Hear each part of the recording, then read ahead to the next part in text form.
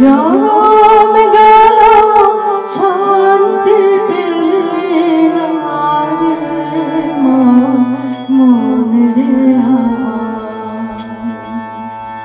তুই ফিরে এসেছিস কারে মন রে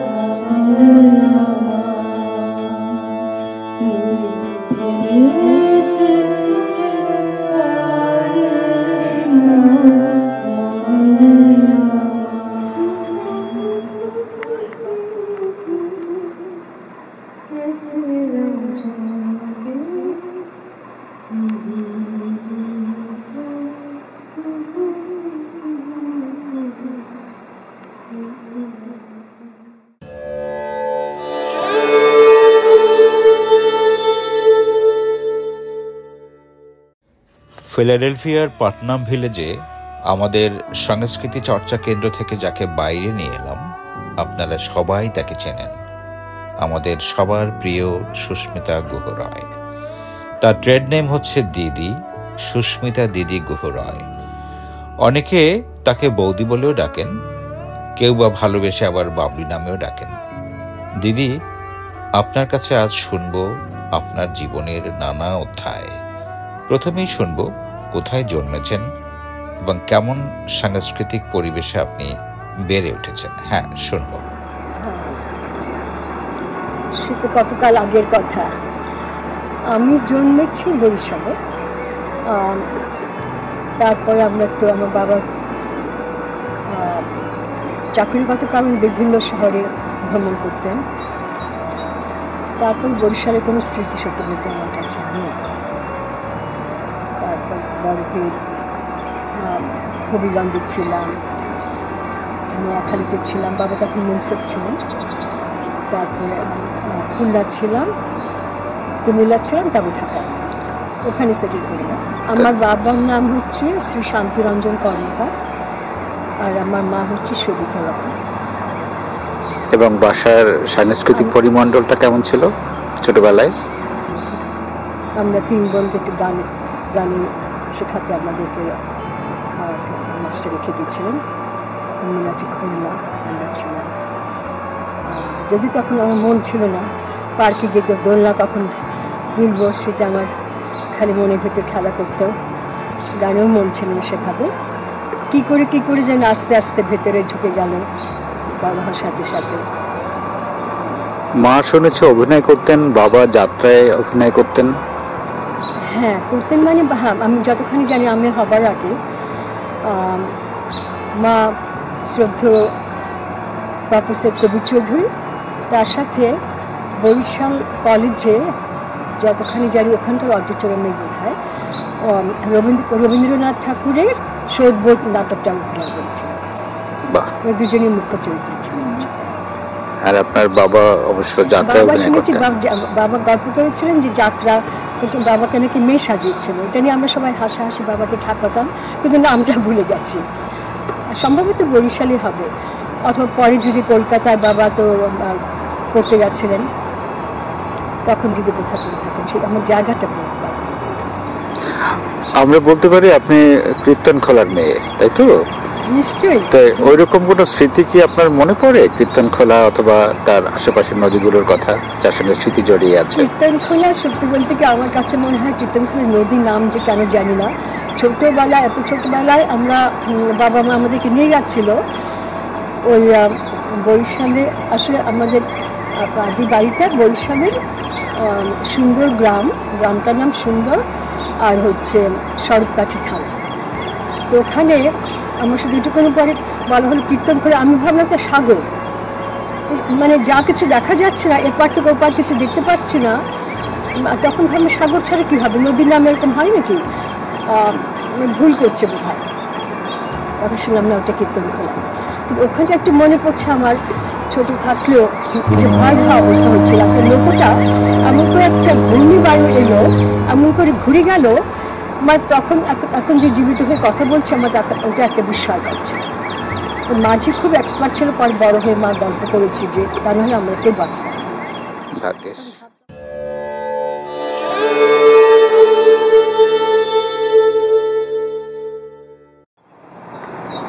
আপনার সঙ্গীত জীবনটার শুরু কখন থেকে, কবে থেকে গান চর্চা শুরু করেছেন? ওটা আমাদের 7-8 বছর বয়স থেকে যতখানি মনে পড়ে। খুলনাতে আমার মা বাবা একজন মাস্টারমশাই রেখে দিয়েছিলেন। তখন একেবারে মন ছিল না আমার, বুঝলে। গান শুনতাম কিন্তু নিজের, কারণ তখন আমাদের চাপরাশিরা নিয়ে যেত যখন আমাদেরকে পার্কে, তো দোলনায় দুলছে, তখন যদি বলে না টিচার এসে এখন যেতে হবে, খুব একটা বিরক্তিই লাগতো সত্যি বলতে কি। তখন মানে এসে একদিন মনে আছে আমি হাঁটু গেড়ে মুখটা, আমার রাগটা কী করে প্রকাশ করবো যে গান করতে হবে কেন। তখন বসে আছি, তখন আমার মাস্টারমশাই বল না এখন খেলা হয়ে গেছে, এখন তোমায় গান করতে হবে, বোঝালেন। তখন আস্তে আস্তে আর কি আবার শুরু করলাম। আমার দিদি করতেন, আমার ছোট বোন করতেন। কি ধরনের গান শিখেছেন? আমার মনে পড়ছে ছোট বোনকে ওই যে আনমোনা শেখাচ্ছিল, ওই গানটা আমার মনে পড়ছে। একটু গেয়ে শোনাবেন? ওটা ঠিক ওইভাবে বলতে পারবো না, ঠিক একটু আনমোনা তোমার কাছে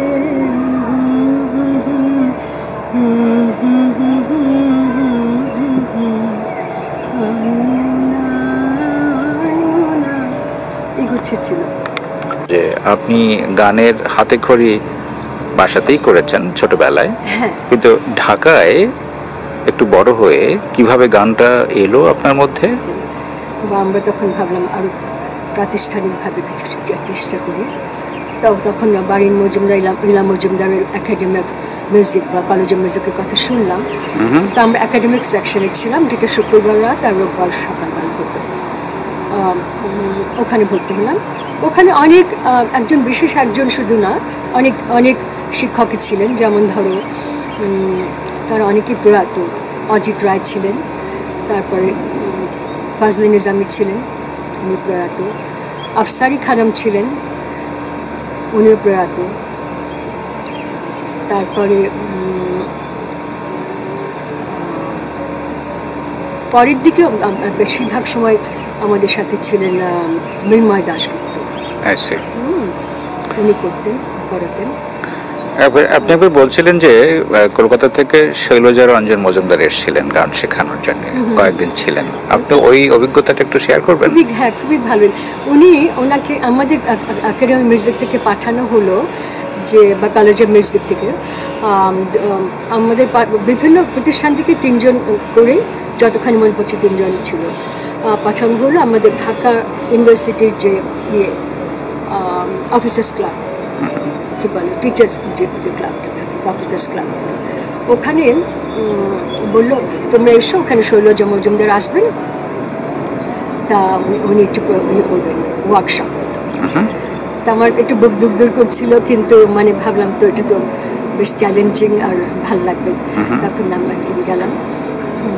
খুবই ভালো লাগলো, এবং যেরকম মানে যেভাবে শেখান সেটা তো খুবই ভালো। আমার মনে পড়ে ওই গানটা শিখেছিলেন উনি, সুরের গুরু দাও দাও দাও, শুনি না। তারপর ওখানে, এবং সাথে সাথে হ্যাঁ একসময় অনেকই ছিলাম, এবং ওখানে কাদের কিবরিয়া ছিলেন। হ্যাঁ হ্যাঁ, তখন কাদের কিবরিয়া ওখানে এসেছিলেন, উনি আমাদের সাথে করবেন। আর এটা ভালো অভিজ্ঞতা হয়েছিল।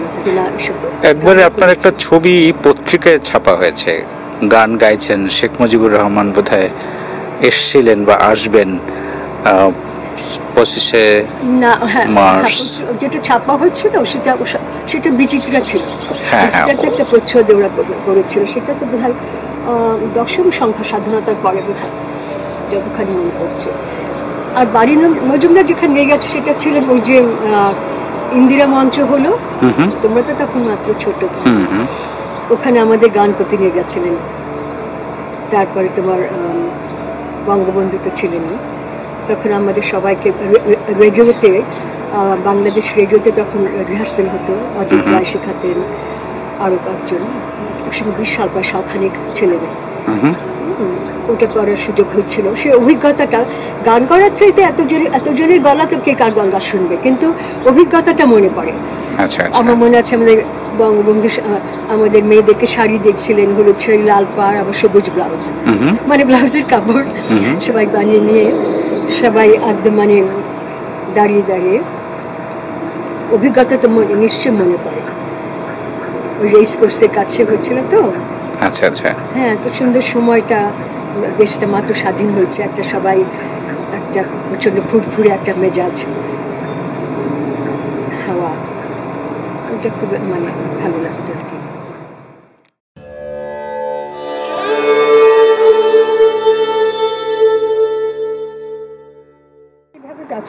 হ্যাঁ, আপনার বিশ্ববিদ্যালয়ের জীবন সম্পর্কে একটু দিদি জানতে চাই। আপনি ইংলিশ ডিপার্টমেন্টে ভর্তি হয়েছেন, এবং আপনাদের টিচাররা খুব বিশ্ববিখ্যাত, সিরাজ ইসলাম চৌধুরী, কবির চৌধুরী। ওখানে আপনার ভূমিকা কি ছিল, মানে আপনি ওখান থেকে কি শিখেছেন, অ্যাকচুয়ালি ডিপার্টমেন্ট থেকে আপনি কি নিয়েছেন? আমি যখন ভর্তি হয়েছি তখন আমাদের হেড অফ দ্য ডিপার্টমেন্ট ছিলেন ডক্টর খান সারওয়ার মুর্শিদ। বেশিদিন না পেলেও তাকে পেয়েছেন, খুবই শ্রদ্ধাভাজন একজন ব্যক্তিত্ব সম্পন্ন, যার সুরুচি ছিল, পারিবারিকভাবেও খুব ভালো লাগতো। তার মেয়েও আমাদের সাথে পড়তো, আমার সিনিয়র কাজিন মুর্শিদ ছিল। কবি আবুল হাসানের ভালোবাসার যিনি পাত্রী ছিলেন আর কি, উনি আপনাদের সিনিয়র নিশ্চয়ই, সুরাই খানম টিচার ছিলেন। আচ্ছা, তার সঙ্গে কোনো স্মৃতি মনে আছে? স্মৃতি তো আমেরিকায় এসেও মনে আছে। তখন হ্যাঁ, তখন তাকে দূর থেকে দেখতাম বা মাঝে যেতাম ক্লাস করতাম, তখন টিচার স্টুডেন্টের সম্পর্ক, কিন্তু তাকে খুব মানে তাকিয়ে থাকতাম যে একজন এত রূপসী ভদ্রমহিলা চোখে লাগার মতো। আমাদের বঙ্গবন্ধুর ছেলে কামাল বোধহয় আপনাদের ব্যাচমেট ছিলেন, তাই না? আপনার সিনিয়র আছে, কিন্তু মাঝে মাঝে আসতেন আপনার কাছে, আপনাদের সঙ্গে দেখা করতেন এসে। আমাদের সঙ্গে দেখা করতে যখন আমরা ইয়েতে যাই, যখন মনে করো আমরা তো মেয়েরা তো প্রথম কমন রুম দিয়ে ঢুকতাম, তারপরে ডিপার্টমেন্টে যেতাম, কমনওয়েলথ কাছে ছিল সোশ্যোলজি ডিপার্টমেন্ট, উনি ওখানে পড়তেন। সেজন্য দেখা হলে কেমন আছো অনেক কুশল বিনিময় করতেন। যখন পুজো, দুর্গা পুজোর সময় মনে পড়ে একবার বলছেন যে গেছিলে তো, সব ঠিকঠাক ছিল তো, খবর নিলেন আর কি কোনো সমস্যা হলো কিনা পুজোতে, কুশল জানতেন মাঝে মাঝে। তুমি প্রথমবার বলবো স্বাধীনতার পর তো তখন একটা রীতিমতো একটা ওরম একটা মনোভাব যে আমরা একটা বিশ্ব জয় করে ফেলেছি, মানে মনের আনন্দটা ওরকম ছিল। তার বয়সটা তো অনেক কম ছিল না তখন, একটা মানে অকারণ পুলক বলে যে, তখনও সে অকারণ পুলক অনুভব করতাম। এই বন্ধুর একটা আড্ডা মারা, একটু লাইব্রেরিতে কিছুক্ষণ পড়াশোনা নাম করে যাওয়া, তার বাকিটা আড্ডা মারা, এসব করে করেই গেছে। তারপরে তোমার আর হ্যাঁ, ওটা তো ভালো লাগতো, মানে খুবই ভালো লাগতো এর জন্য যে তুমি জিজ্ঞেস করছি ইংরেজি সাহিত্য পড়ে, যতখানি পড়েছি সাথে সাথে তো আমাদের নিজস্ব সাহিত্য আমার আবার ইয়েও ছিল, আমার সাবসিডিয়ারি হিসেবে বাংলাও ছিল। তখন কম্পারেটিভ স্টাডি করতে পারতাম, ওটা আরও বেশি তখন জিনিসটাকে আমার অর্থবহ মনে হতো। এখন আবার নতুন করে ইচ্ছে জাগে যে একটু বাসনা হয়, একটু বইটা নিয়ে বসি, যেটা পড়িনি সেটা আবার নতুন করে পড়ি। আকাঙ্ক্ষাটা এখনও আছে, যার জন্য লেগে থাকতে চেষ্টা করি শিল্প সাহিত্য জগতে। ওটা আমাকে খুব আনন্দ দেয়। হয় কি, আমাদের দুঃখজনক হচ্ছে আমাদের দেশের জীবনধারাটা তো মধ্যবিত্ত বাঙালির খুবই তো উৎসববিহীন। হ্যাঁ, খুব একটা রেস্ট্রিক্টেড সোসাইটি না ছিল, মাঝখানে একটু মুক্ত ছিল, আবারও সেই অবস্থা, আবারও সেই রক্ষণশীল হয়ে যাচ্ছে সব। তখন ভাবি মুক্তি তো একটাই মাত্র উপায়, আমরা বিদেশে এসে যদি নিজেদেরকে ওটুকু আমরা এগুলো যদি মোকাবিলা না করি এবং সঠিকটা নিজস্ব আত্মপরিচয়টা যদি আমরা না রেখে যাই, তাহলে তো কোনো মানেই হলো না জীবনে বাঁচা, তাই না? আমরা এখন এদেশে এসে আমেরিকান হয়েছি ঠিক, কিন্তু আমরা তো বাঙালি সবচেয়ে আগে, সেটা তো সবচেয়ে বড় সত্যি। আপনাকে যদি দুজন শিল্পীর নাম বলতে বলা হয়, প্রিয় শিল্পী রবীন্দ্রনাথের গান যারা গায়, হ্যাঁ, কার নাম বলবেন? বাংলাদেশে না সব শব্দ দেশ মিলিয়েই আর কি।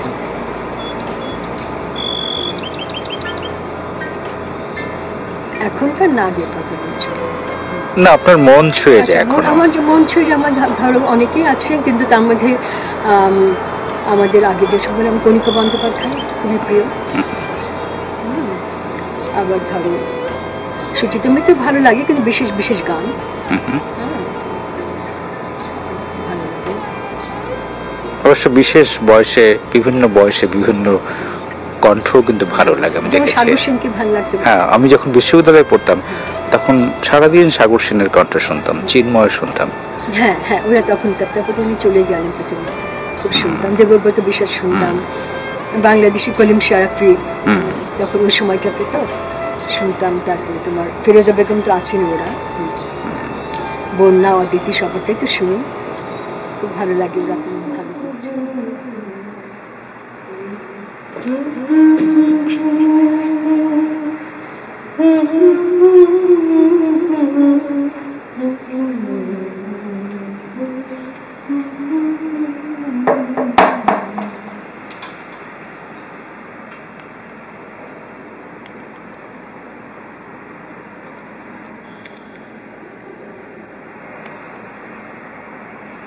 বিশ্বের মঙ্গল করো।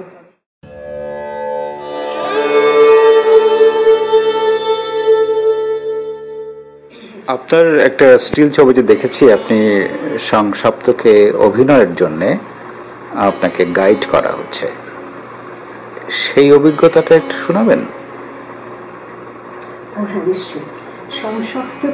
1971, তাই তো? প্রথম দিকে খুব সময় তো মার্চে। হ্যাঁ, তখন তো চারপাশের আবহাওয়াটা বুঝে উঠতে পারিনি, ছাত্রী মানুষ, স্বাভাবিকভাবে পড়াশোনার নজরটা ছিল। তা যখন অভিনয় আমাকে ডাকা হলো,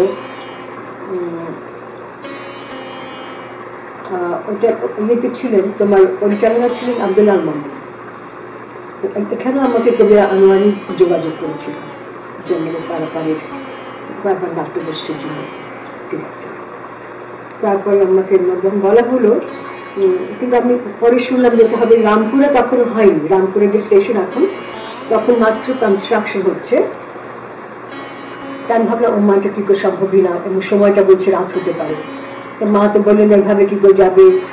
তখন আমাদের অভিভাবক সঙ্গে দেওয়া হলো, তো ওখানে গেলাম এবং ওখানে আমার পাঠটা ছিল যে গ্রামে একটা পালা হবে, ওখানে দেখানো হবে যে ওখানে চিত্রনায়িকা কবরী যে উনি তখন তার ভাইকে নিয়ে পালাটা দেখতে আসবে। যেমন গ্রামে দেখেছো কিনা ছেলে মেয়েদের যে জায়গাটা, ছেলেদের আলাদা জায়গা, মেয়েদের আলাদা জায়গা একটা বেড়ার মতো থাকে, ভেতর দিকে দেখে একটু জানি জানি থাকে।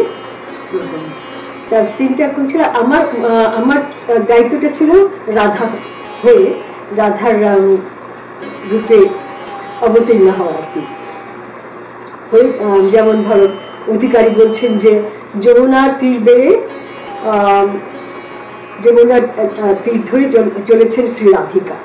তখন আমাকে ঝুঁকতে একটা কলস কাঁখে গান করতে করতে, গানটা আমার মনে নেই, কয়েকটা বেশ কমতির মতো ছিল।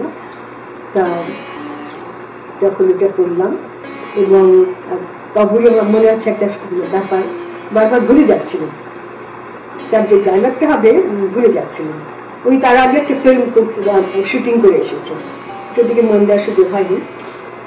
তারপর যাই হোক অনেক একটু সময় লাগলো, কিন্তু বললেন তারটা খুব সুন্দর অভিজ্ঞতা ছিল। আর যারা পুরো টিম ওয়ার্কটা খুব ভালো ছিল। ওখানে তুমি যার ছবি দেখেছো সেটা ছিল সাইদুল আনাম প্রয়াত ফিল্মমেকার, পুনে থেকে পাশ করে এসেছিলেন আমাদের ওখানে প্রথম। এটা মার্চ মাসের দিকে বোধহয় শেষ হয়ে যায়, 3টা পর্ব করেছিল সম্ভবত। হ্যাঁ, অন্যগুলো আমি জানি, আমাদেরটা তো হলো, হ্যাঁ যুদ্ধের কারণে হয়নি পুরোটা করতে পারেনি, টেলিকাস্ট করার সুযোগ হয়নি। তার আগে আব্দুল্লাহ মামুন ছিলেন পরিচালক, তাই তো? হ্যাঁ, বাংলাদেশ টেলিভিশনে দুটো উল্লেখযোগ্য নাটক আপনি করেছেন, একটি হলো আবহাওয়ার পূর্বাভাস আর একটি হচ্ছে নিঝুম দ্বীপের সন্ধানে। যদিও সেই নাটক অনেক খোঁজাখুঁজি করার পরেও বের করতে পারলাম না। ওই নাটকের একটু অভিজ্ঞতাটা বলবেন? হ্যাঁ, ওই দুটো নাটকের কথা বলতে গেলে তো অনেক স্মৃতি মেতে হয়ে যাবে। সেই নিঝুম দ্বীপের সন্ধানে করেছিলাম 1976। সেটার জন্য আমাকে আতিকুল হক চৌধুরী শ্রদ্ধেয় প্রয়াত উনি যোগাযোগ করেছিলেন। উনি আমাদের বাড়িতে গিয়ে বাবাকে রাজি করালেন, বাবা মাকে। তারপর আবিষ্কার করলেন তারা দুজনে বরিশালের। এটা ছিল এই মাসের নাটক, সাধারণত 3 ঘন্টার হতো নাটকটা, প্রত্যেক মাসে শেষের সপ্তাহটাতে এটা হতো। আমি নিজে ভাবতে পারি শুরু করবার আগে, যখন কয়েকদিন যাওয়া আসা করছিলাম, যে ওটা এত বড় নাটকটা এরকম একটা দুরূহ কাজ করবার ঝুঁকিটা নিতে পারবো, এটা নিজেও আমি কল্পনা করিনি। আমার ভালো লাগছে, কারণ আমি তো মানে জিনিসগুলো ভালোবাসি। বলে না যে মানুষ যা কিছু ভালোবাসে আর্টের দ্বারা তাহারই স্তব করে, রবীন্দ্রনাথের কথাটা সেটা আমার মনে হচ্ছে। তবে আরেকটা নাটক যেটা আবহাওয়ার পূর্বাভাস, ওখানে বোধহয় হুমায়ুন ফরিদি ছিল আপনার সঙ্গে, তাই না? আমার সৌভাগ্য হয়েছিল সেটা 82। হ্যাঁ, ওই অভিজ্ঞতাটা একটু শুনতে চাই। হুমায়ুন ফরিদিকে যখন দেখলেন বা অভিনয়ে যখন শুরু করলেন, বা অভিনয়ের আগে এবং পরে আপনার ইমপ্রেশনটা কেমন ছিল? আমি তো তখন দেশে চলে এসেছি, তার আগে তাকে আমার চেনার সেভাবে সুযোগ হয়নি। তখন ঢাকা টেলিভিশন আমরা দেখতে পারতাম না এখান থেকে। 82-তে অন্তত আমরা নিউ ইয়র্কে জানি না, আমরা অন্তত পারতাম না। তাও চেষ্টা করিনি খুব একটা। যখন দেশে গেছি বেড়াতে, তা কোনো সিরিয়ালে উনি একটা মোড়লের ভূমিকা করছিলেন। আমি তো মানে ভাবলাম, ও মাই গড, এটা কি করে সম্ভব? মানে শুনেছি উনি অত যেরকম অভিনয় করছে বয়স্ক মানুষের মোড়লের, ওরকম কিছু ওরকম দেখে আমি ভাবতে পারিনি যে ওর মানুষের হুমায়ুন ফরিদি। পরে যখন আমাকে বলা হলো উনি খুব ভালো অভিনেতা, না ভালো অভিনেতা আমি বুঝে গেছে বড় অভিনেতা দেখে, খুব কুটিল চরিত্র। তখন পরে যখন রোহমান করলি তোমার বিপরীতে থাকবে, আতিকুল হক চৌধুরী বললেন আমায় যে তোমার, আমি বলছি কি বলছেন আপনি, মানে আমি তো ভয় পেয়ে যাবো ওখানে, যেরকম চরিত্র করেছেন তাকে আবার মানে আমাকে গল্পটাতে ছিল সে আমার স্বামী হয়, যে তখন একটু কি করে আমি ডায়লগ মানে ছুটবো তার দিকে আমি ভাবছিলাম আর কি। কিন্তু পরের সপ্তাহে কি হয়ে গেল, কারণ উনি যখন আমাদের বাড়িতে আসতেন আমার শ্বশুর বাড়িতে, তখন জিয়ে করার জন্য রিহার্সাল করার জন্য, তখন যা হয় মানে আমাদের অন্য সবার মধ্যে এত সাধারণ শিল্পীরা যেরকম হয় দেখি খুব ভালো লাগে, সবার সাথে মিশে গেলেন, গল্প করলেন। তখন মনে হয় বলে ওয়ান অফ আস ওরকম মনে হলো, খুবই সহজ করে দিলেন। যখন নাটকে আমি প্রথমে একটু জয় ছিলাম যে কী করে করবো, কিছুটা রোম্যান্টিক অভিনয় ছিল, তার একদিন অভ্যেস ছিল দেশে চলে এসেছিলাম তো, তারপরে উনি আমার সাহায্য করেন সেটা খেপরের সময় আর কি গানে করে। তো খুব ভালো অভিজ্ঞতা ছিল, আমিও খুব আমার খুব সৌভাগ্যতা আসলে অভিনয় করার সুযোগ পেয়েছি। ওটা খারাপ লাগে যে উনিও প্রয়াতি।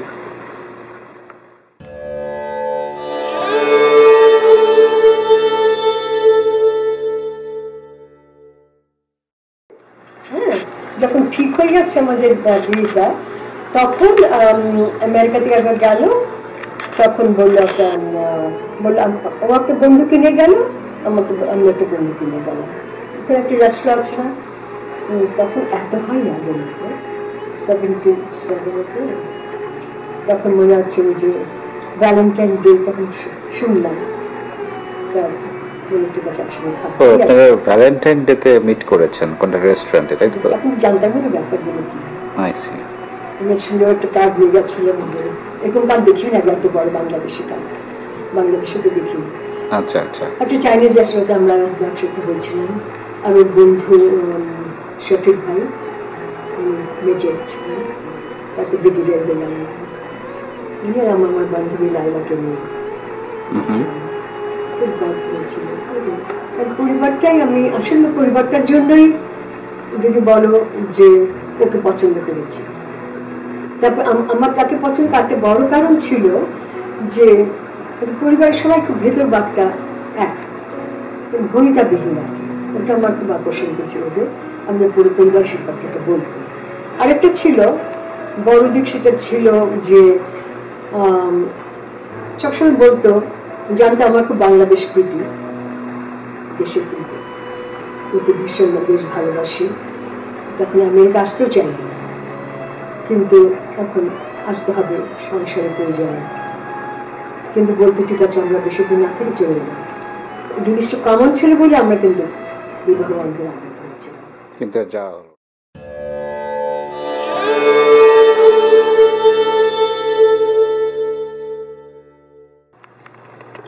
আমেরিকায় যেদিন প্রথম এলেন, একদম প্রথম দিন, ওই দিনটার কথা মনে পড়ে? জেএফকেতে এসে নামলেন, আপনাকে কে রিসিভ করলো? যখন নামলাম তখন সুজাস ঘোড়ায় এসে কোথায় উঠলেন? এসে উঠলাম তো নিউ ইয়র্কে, সোজা গাড়িটা নিয়ে বাবু ভাই গাড়িটা চালালেন, আমরা সমান আমরা সোজা চলে এলাম। তখন 403 সাউথ 40th স্ট্রিটে পাইন স্ট্রিটে ছিলাম, ইউনিভার্সিটি পেনসিলভেনিয়ার ওয়াকিং ডিস্টেন্স। ওখানে উঠলাম, ওখানে উঠে এসে দেখে কি ভালো লাগলো যে চট করে গিয়ে মানে মন খারাপ করিনি, কারণ ওখানে তখন আমাদের বন্ধু নিশাত আপা, সাইদ ভাই, শেলে আপা, আমিন ভাই, তুমি ওদেরকে চেনো তাই না? ওরা এখন এখানে চিনি। তারপরে ছিল নীলু আপা, ফজলে ভাই, ফজলে ভাইটা উনি গত হয়েছে, নীলু আপা থাকেন তখন অ্যারিজোনাতে। তারপরে ছিল তোমার হাসান ভাই আর নাসিম ভাই,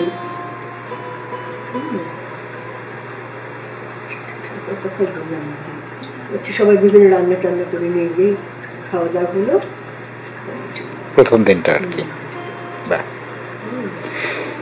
এরপরে বাংলাদেশের সংস্কৃতির সঙ্গে যেহেতু আপনি প্রচন্ডভাবে জড়িত ছিলেন, পত্রিকায় দেখলাম যে আপনি প্রথম শ্রেণীর অভিনেত্রী হয়েছেন বিচিত্রায়। তো এত কিছুর পরে আপনি এখানে এসে ওই সাংস্কৃতিক চর্চাটাকে কিভাবে কাজে লাগালেন? মানে অভিনয়কে ছেড়ে দিয়েছিলেন, অভিনয় করেছিলেন তারপরে এখানে এসে? অভিনয় তো আমরা সবাই কিছু না কিছু করে চলেছি সবসময় জীবনে। না সেটা তো করছি স্টেজে না, তখন যেটা হয় না, মানুষ একটা জীবনে একটা সময় বোঝাপড়া করে নিতে হয় যে ঠিক আছে, যখন বিদেশে চলে যাচ্ছি, এখন আমি একা নই, একটা সংসারের গৃহস্থ, সেখানে আমার তো অন্যান্য দায়িত্ব চলে আসে। তখন ভাবলাম, আগে একটা সময় হয় না, মনে হয় যে জীবন বড় না শিল্প বড়, তো ভাবলাম যেটাকে সমন্বয় সাধন কি করে করা যায়, মানে শৈল্পিক জীবন যাপন করার তখন ব্রত নিলাম। মনে হলো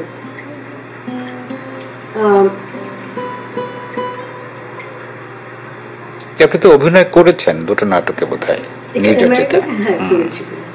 যেমন এখানে করেছিলাম, হঠাৎ করে মনে হলো আজকে কোথায় ছবি দেখলাম, তখন প্রগতির আয়োজিত এখানে যে ৭১ তার জন্ম, এখানে জানোতে প্রগতি গোষ্ঠী, ওখান থেকে তখন হতো সম্ভবত YMCA বা YWCA, তোমার ডাউনটাউনে ছিল একটা হল, ওখানে কণিকা বন্দ্যোপাধ্যায় অনুষ্ঠান হয়েছিল ওই হলটাতে, এক্স্যাক্টলি ঠিকানাটা মনে পড়ছে না।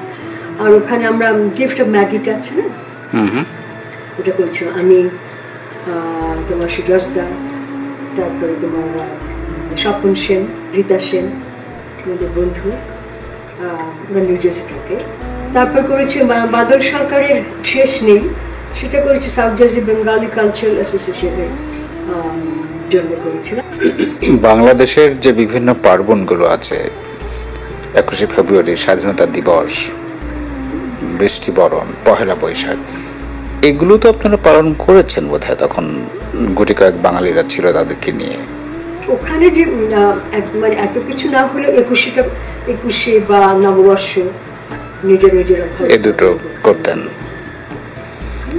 আপনি মধ্যে একটা গানের স্কুলও দিয়েছিলেন শুনেছি, গান শেখাতেন। স্কুল বলতে যে ওইভাবে, মানে স্কুল বলতে কত যে নিয়ম কানুন মেনে চলতে সেভাবে তো না। হ্যাঁ, ওটা আমরা কজন মিলে, শুধু আমি একা বললে তো ভুল হবে, সেখানে অনেকেই আমরা যুক্ত ছিলাম, যেহেতু আমাদের সমস্ত বাড়িতে বাড়িতে হতো, তখন তো অত বেশি লোকজন ছিল না যে বাইরে গিয়ে করে একটা ঘর নিতে হবে। এখানে ছিলেন আমিনুর রহমান, বেশ মুখ্য ভূমিকা ছিলেন, শেলি রহমান, ওদের বাড়িটা ছিলেন, বাড়িতে আমরা করতাম, আমার অ্যাপার্টমেন্টে মাঝে মাঝে হতো। তারপরে জিয়াউদ্দিন আহমেদ, ফাতেমা আহমেদ, ওদের বাড়িতে হতো, মাঝে মাঝে ফারুক সিদ্দিকী আর নাসির সিদ্দিকী বাড়িতে হতো। এদের বাচ্চাদের শেখাতেন বোধহয় গান, তাই না? মনিও শিখেছে আপনার কাছে? আচ্ছা আচ্ছা। তন্নি বলে একটি মেয়ে, ওরা এখানে নেই। তারপর শিকদারদার মেয়ে, আমাদের হিরণমা শিকদার, খেয়া শিকদার, ফাল্গুনি ছিল। তারপরে আমিন ভাইদের ছেলে আসিফ রহমান, এবং তারিক ভাই ছেলে রুম্মান ইমরান ছিল। আমিনা হচ্ছে চিহ্নিত মনিয়াপা আর আবু ভাইয়ের মেয়ে। এই শহরে থাকে না এখন, যার জন্য আগে যেমন স্বতঃস্ফূর্ততা ছিল সবার মধ্যে অনুষ্ঠান করার ব্যাপারে বা পার্বণগুলো পালন করার ব্যাপারে, এখন কি মনে হয় যে সেরকম পার্টিসিপেশন আছে, ভালোবাসা আছে সেরকম অনুষ্ঠানগুলো যে আমরা করছি এখন? দেখো, এখন আমি তো বিভিন্ন অর্গানাইজেশনের কথা জানি না, অনেক কিছু ঘটেছে, অনেক কিছু আছে।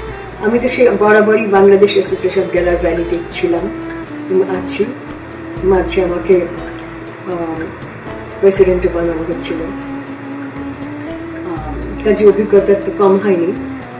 তা একটা জিনিস অনুভব করি যে কোনো ইনস্টিটিউশনের কিছু সীমাবদ্ধতাও থাকে। মনে করো কিছু প্রোটোকল মানতে হবে তোমাকে, তারপরে অনুষ্ঠান যেখানে করবে হল ভাড়া করা ব্যয় সাপেক্ষ বটে।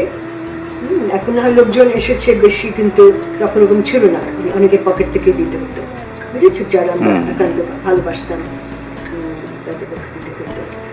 তারপরে কোনো আর্টিস্ট আনতে গেলে তখন চিন্তা করতে হতো কত পয়সা দিব, কিভাবে দিব, জোগাড়ি ভাবে থেকে, যার জন্য অনুষ্ঠানটা বেশি হতে পারতো না। সে কারণে ঘরে ঘরে যেভাবে হয় গান টান চর্চা বা আবৃত্তি চর্চা হতো, যেমন আমার মনে পড়ছে কাজী আরিফ প্রজ্ঞা লাবণীর এখানে ছিল, কাজী আরিফ তো এখানে ফিলাডেলফিয়াতে ছিলেন, আমাদের বাড়িতে শাসা যাওয়া ছিল, আমরাও যেতাম, তখন আমরা আবৃত্তি শুনতাম, আবৃত্তি করতাম।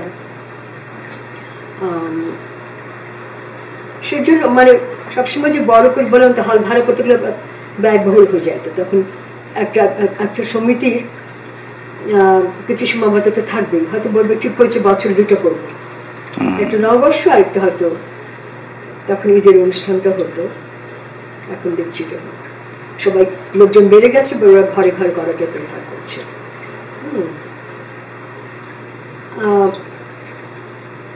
এখন হ্যাঁ, এত লোকজন এখন সত্যি মানে হিসেব রাখাটা কঠিন, তবে ভালো মন্দ মিলিয়ে আমরা চলছি আর কি।